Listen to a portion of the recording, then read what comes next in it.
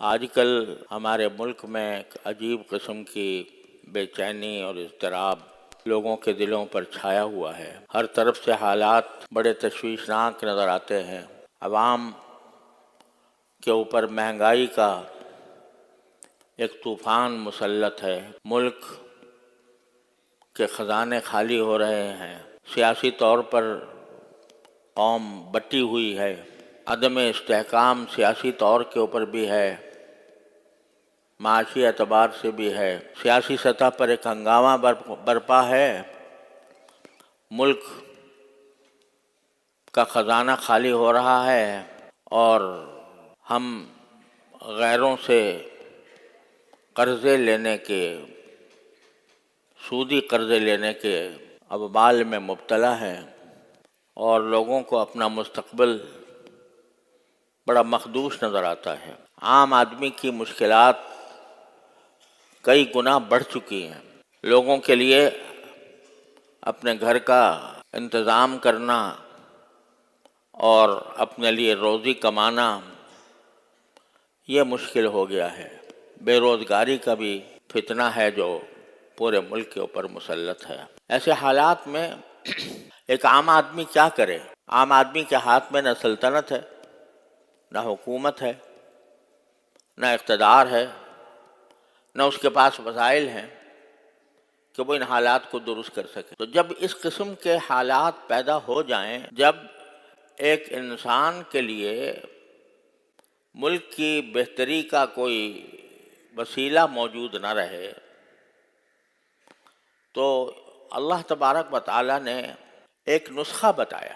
اگر آپ اور ہم مجلسوں میں بیٹھ کر حالات کا شکوہ کریں اور کہیں بھئی بہت برے حالات ہیں، بہت برے حالات ہیں، مہنگائی اس طرح بڑھ گئی ہے، سیاسی لڑائیاں اس طرح ہو رہی ہیں، حکومت اس طرح ناکام ہو رہی ہے اور عوام اس طرح پس رہے ہیں، اور کون کیا کر رہا ہے اس پر تبصرے ہم اپنی مجلسوں میں کرتے رہے ہیں، تو اس سے کیا حاصل؟ اس سے حالات بدل نہیں سکتے۔ اگر ہم اپنی مجلسوں کو ان تبصروں سے آباد رکھیں اور برائی کا شکوہ کرتے رہیں، تو اس سے کوئی حالات میں کوئی تبدیلی نہیں آ سکتی۔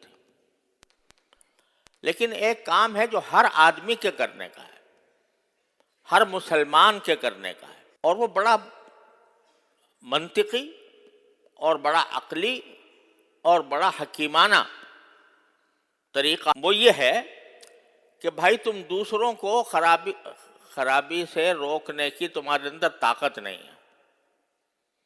اگر کوئی دوسرا آدمی ملک کی تباہی کا کام کر رہا ہے تو آپ کے پاس طاقت نہیں ہے کہ اس کا ہاتھ پکڑ لیں، لیکن ایک کام آپ کے اپنے بس میں ہے،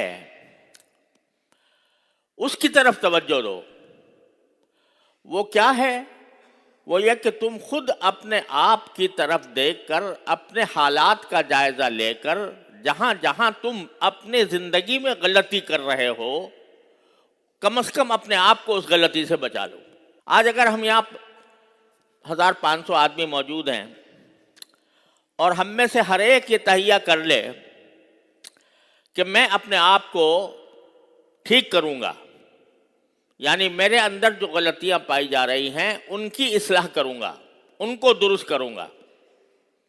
اگر یہ 1000 آدمی یا 2000 آدمی جو بھی ہیں، وہ اگر یہ تہیہ کر کے اپنی اصلاح کی طرف لگ جائیں تو 1000-2000 آدمی ٹھیک ہو گئے۔ اور اگر ہر مسجد سے، ہر منبر سے، ہر علاقے سے یہ پیغام ساری دنیا کو پہنچایا جائے کہ بھائی تم دوسروں کی فکر چھوڑو اور اپنی فکر کرو، اپنے حالات کو درست کرو، تو اللہ تبارک و تعالیٰ کے بتائے ہوئے اس حکم کے نتیجے میں رفتہ رفتہ معاشرے کے حالات درست ہوتے چلے جائیں گے۔ ایک آدمی تجارت کر رہا ہے، تجارت کرتے ہوئے یہ رسول کریم سرور دو عالم صلی اللہ علیہ وسلم نے یہ ارشاد فرمایا کہ اگر کوئی شخص کوئی چیز بیچے اور اسے پتا ہو کہ اس میں کوئی عیب ہے، کوئی نقص ہے، کوئی کمی ہے، اور وہ بیچتے وقت خریدار کو اس عیب کے بارے میں نہ بتائے، بس بیچ دیا، سوچا اچھا چلو نکل گئی چیز، آنکھوں پر دھول ڈال کر کوئی چیز بیچ دی، تو رسول کریم سرورت عالم صلی اللہ علیہ وسلم فرماتے ہیں جس نے کوئی شخص عیبدار چیز بیچی جانتے بوجھتے اور خریدار کو نہ بتایا، لم یزل فی مقت اللہ، وہ ساری زندگی اللہ کے غضب میں رہے گا۔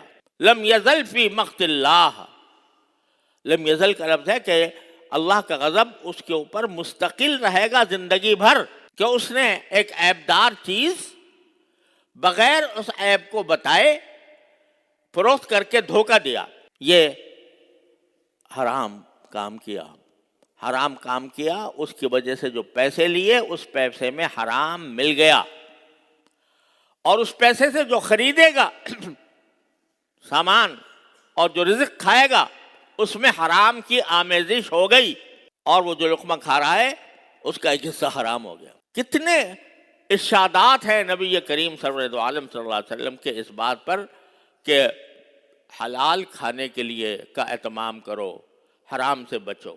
تو میرے بھائیوں، اس کو مایوس ہونے کے بجائے اور مایوسی پھیلانے کے بجائے اس طرف متوجہ ہو ہر انسان کہ میرے کرنے کا جتنا کام ہے اس کو میں ٹھیک انجام دے دوں، اللہ تعالیٰ کی رضا کی خاطر، اخلاص کے ساتھ، صدق کے ساتھ، تو کچھ بعید نہیں ہے کہ اللہ تبارک و تعالیٰ ہمارے حالات تبدیل فرما دیں۔ ما بقوم حتی یغیروا ما بانفسہم، اللہ تعالیٰ قوم کے حالات اس وقت تک تبدیل نہیں کرتا جب تک کہ وہ خود اپنے حالات تبدیل کرنے کے لیے تیار نہ ہوں۔